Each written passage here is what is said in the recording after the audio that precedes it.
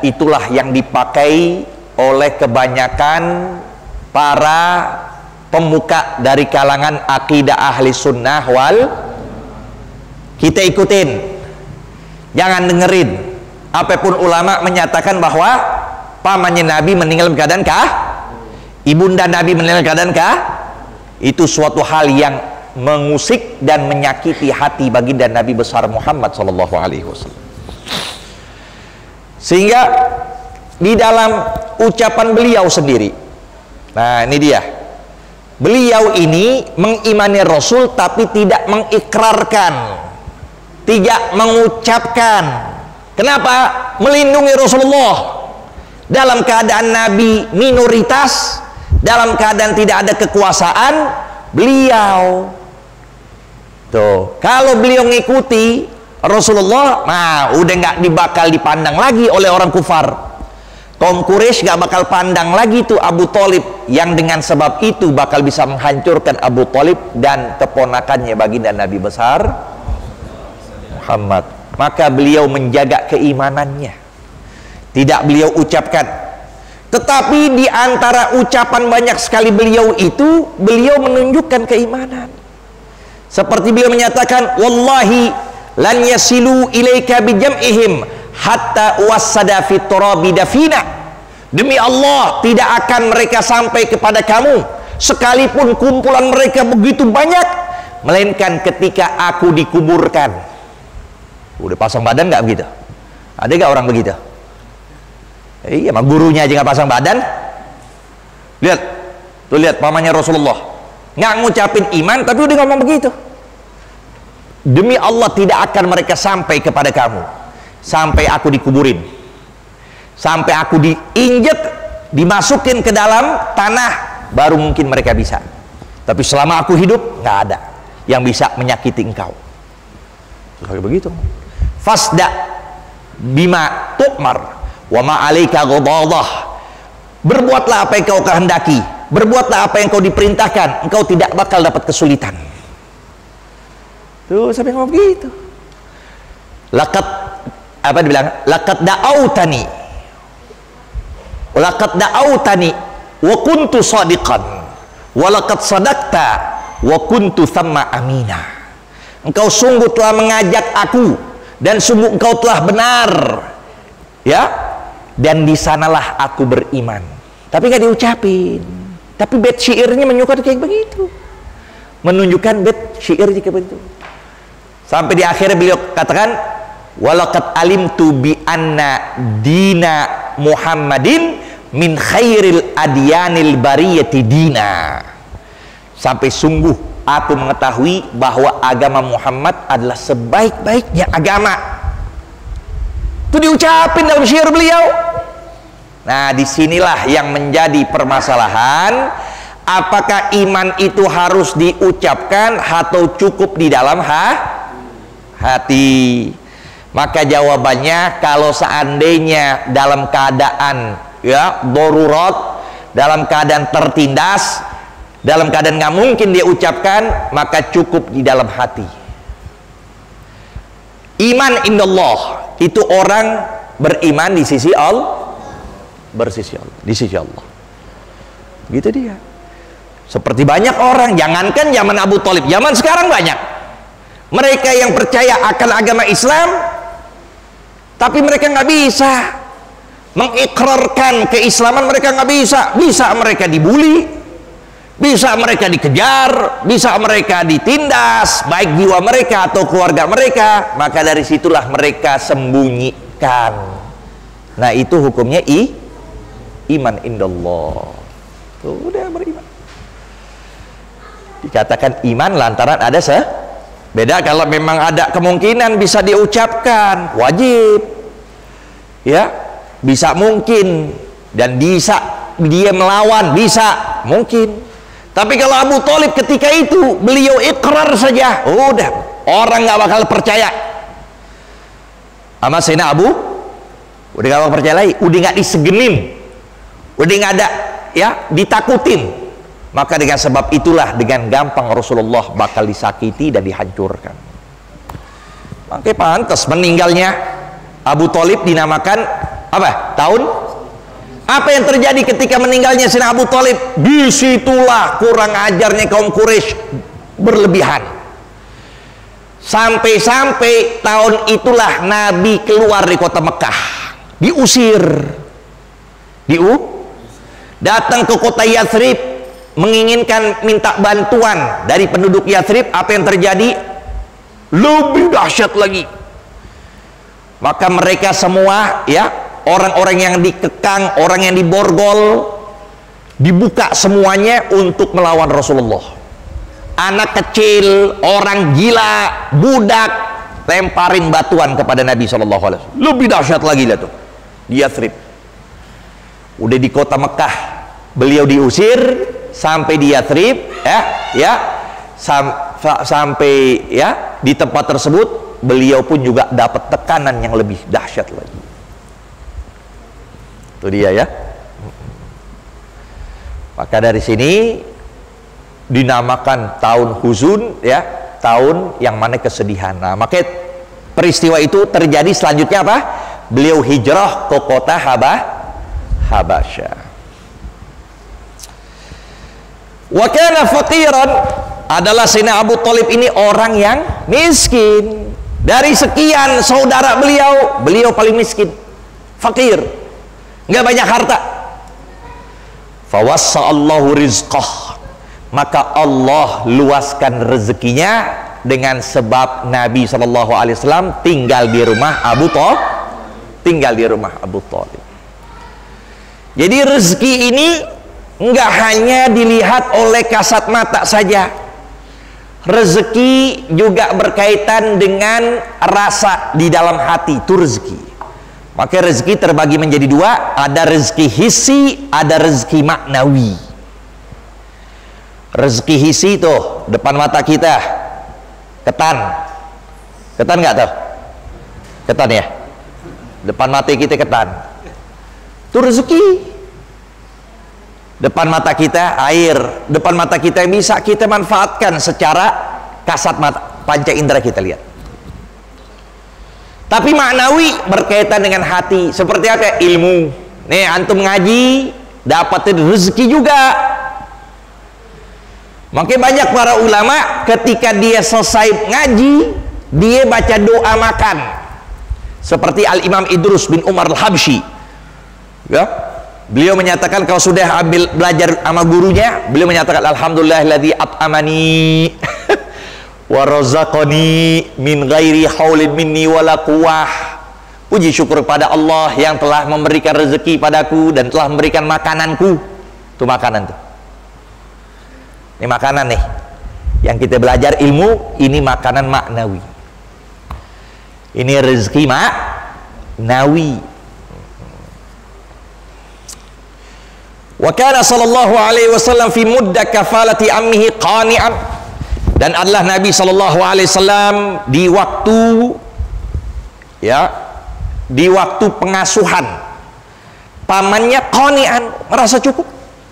Bima gasamahullah, dengan apa-apa yang Allah berikannya. Qani itu qanaah. Lawan kata qanaah apa? Poma, serakah. Serakah kalau urusan dunia tercela, tapi serakah kalau urusan akhirat terpuji. Serakah nuntut ilmu, dari sini datang lagi ke sana, nyatet, belajar, amalin, itu serakah, bagus begitu. Maka yang begitu wajib kita hasutin, selebihnya nggak boleh dihasutin. Nggak boleh dihasutin. Dia banyak pengaruhnya, kenapa kita hasutin? Ya kan? Ini ada ulama dihasutin, punya pengaruh besar, nggak diundang ribuan umat datang, dihasutin, dikasusin, diiniin, hasut itu namanya. Ya, makanya para ulama menyatakan kullul adawati qad turja imatatuha illa adawata man adaka min hasadi. Setiap apapun bentuk permusuhan bakal bisa dipadamkan, melainkan permusuhan yang mana itu timbulnya dari sifat hasud. Susah dipademin, susah dipademin. Apa aja diangkat, apa aja dibuka, kasus segalanya. Udah begitu aja udah. Kalau kita memang lihat ada orang hasud sama kita, udah cukup, kita udah tahu susah untuk dipadamkan. Doa kepada Allah agar kita diselamatkan, dan pun kita doa yang terbaik buat diri kita dan mereka yang hasudin kita. Kalau terus menghasutkan, ya Allah berikan balasan setimpal. Udah begitu. Ya. Tapi kalau hasud dengan dua macam, nih baru dihasutin. Nabi nyatakan la hasada illa fitnatin. Tidaklah sifat hasud itu terpuji melainkan pada dua perkara. Rajulun atallahul hikmah fahuwa yaqdi biha wa yu'allimuha bainan nas. Yang pertama yaitu seorang yang Allah berikan ilmu, maka dia amalkan ilmu dan dia memberikan manfaat kepada manusia. Hasudin tuh, hasudin. Yang kedua, rajulun atallahu malan fasallatahu ala halakatihi fil haqq. Yang kedua adalah seorang yang Allah berikan harta, tapi dia habiskan harta itu di jalan kebenaran. Paham nggak nih?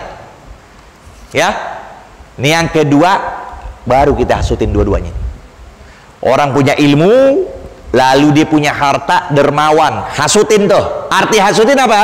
Kita berharap sebagaimana Allah berikan kepada dia dengan hal itu, kita pun juga berharap Allah berikan juga. Itu namanya ghibthah. Dalam masalah agama namanya ghibthah. Itu yang hasutin begitu. Kalau kita hasutin orang kok jadi pengaruh, orang kok hebat, ente namanya hina tuh, namanya ente seperti itu. Diri kita hina.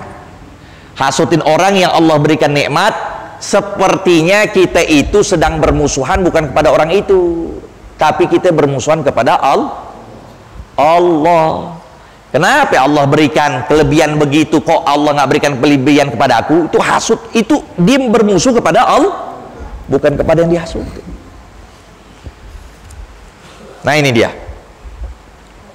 Wa yassarahu lahu, dan Allah permudahkan untuknya. Selanjutnya, ra'yuhul ghanam, mengembala Rasulullah akan kambing. Lihat tuh, Nabi dari masih kecil, masa kecilnya nggak ngandelin siapa-siapa pun juga. Ya, beliau seorang yang sangat berdiri tanpa ngandelin A, B, C, orang tua, kakek, nggak beliau andalin, nggak diandalin. Padahal dari kalangan pemuka, beliau adalah kalangan bangsawan, orang tuanya, kakeknya, ya, pemimpin, tapi nggak ngandelin itu semua. Sehingga beliau masa kecilnya ra'yuhul ghanam, mengembala kambing. Punya kerjaan, punya usaha. Wasafratuhul ula ila Syam. Nah, dan kepergian atau berniaganya beliau yang pertama ke kota atau ke negeri Syam. Karena sallallahu alaihi wasallam adalah Nabi sallallahu alaihi wasallam fi sigharihi yar'al ghanam. Ya Allah, lihat. Nabi di masa kecilnya mengembala kambing. Kita masih minta sama orang tua. Umur 16, umur 17 udah mampu kita kerja, mampu kita dagang, masih apa? Ngandelin orang tua. Pagi minta, siang. Lihat tuh, contohin Nabi, laqad kana lakum fi Rasulillah uswatun hasanah. Dari masa kecil beliau aja udah begitu banyak pelajaran yang bisa kita ambil dalam kehidupan. Masa kecilnya yar'al ghanam, mengembala kambing. Li ahli Mekah, bagi penduduk Mekah, bi ujratin, dengan upah, ya'ishu minha, yang dia hidup dari upah itu. Nabi kerja, punya usaha, ya. Makanya disebut, kenapa Nabi itu mengembala kambing? Maka jawabannya, yar'al ghanam qabla an yar'al anam. Beliau mengembala kambing agar nanti bisa dengan sabar bisa menunjukkan atau mengarahkan manusia ke jalan yang benar. Jadi mengembala kambing dulu, itu dia. Disuruh jalan, tuh kan ada caranya itu, sabar. Disuruh berdiri, suruh minum. Tuh, orang mereka dulu di Timur Tengah begitu. Sampai saat ini begitu mereka. Orang-orang mengembala kambing, ya. Di belakangnya bisa 30 kambing. Bisa 50 kambing. Dengan satu ya, kayu doang, mereka dengan isyarah untuk jalan, jalan tuh kambing. Untuk minum, minum semuanya. Untuk jalan lagi, jalan lagi. Itu semuanya gitu dengan ketabahan, kesabaran, keahlian. Nah, dari situlah beliau dapat pelajaran untuk kedepannya bisa mengarahkan manusia. Walamma balagat tasi'ata min umrihi. Nah, berarti usia sebelum 9 tahun udah dagang, mengembala kambing. Usia sebelum 9 tahun tuh Nabi mengembala kambing. Padahal disitulah ya yang masih orang ngandelin orang tuh, anak masih ngandelin orang tua, masih jajan terus, minta ini minta itu. Nabi sudah mengembala, punya usaha. Walamma balagat tasya min umri, ada catatan kakinya, waqila ats-tsalitsata asyara. Tak kala menjelang usia beliau 9, ada yang menyatakan 13, safara ila Syam, beliau bepergian ke kota Syam, ke negeri Syam. Syam itu daerah yang mana di situ tempat perniagaan terbesar pada zaman Rasulullah. Jadi kalau orang mau berdagang, kalau orang bakal sukses, nah pergi aja ke kota Syam, yang sekarang pecah, ada Suriah namanya, ada Palestina, itu pecahan dari Syam. Ma'amihi Abi Thalib bi tijaratin, bersama pamannya yang bernama Abu Thalib, tujuannya untuk berdagang. Jadi setelah beliau mengembala kambing, naik jadi pedagang. Setelah menjadi pengembala, jadi pedagang. Itu dia. Jadi menunjukkan kita umat jangan males, jangan ngandel ini, ngandel itu. Jangan, Allah berikan kita otak, Allah memberikan kita kesehatan, begitu. Biar kita hina dalam kerjaan, gak jadi masalah, ketimbang kita minta-minta. Al-yadul ulya khairun minail yadis sufla. Tangan yang di atas lebih utama ketimbang tangan yang di begitu. Ya. Walamma qaraba min Busra, sampai sini dulu. Nah, nanti akan kita bicara mengenai tentang detik-detik kejadian Rasulullah ketemu pendeta yang bernama Bus. Nah, nanti kita minggu depan kita akan sampaikan kembali. Wallahu a'lam.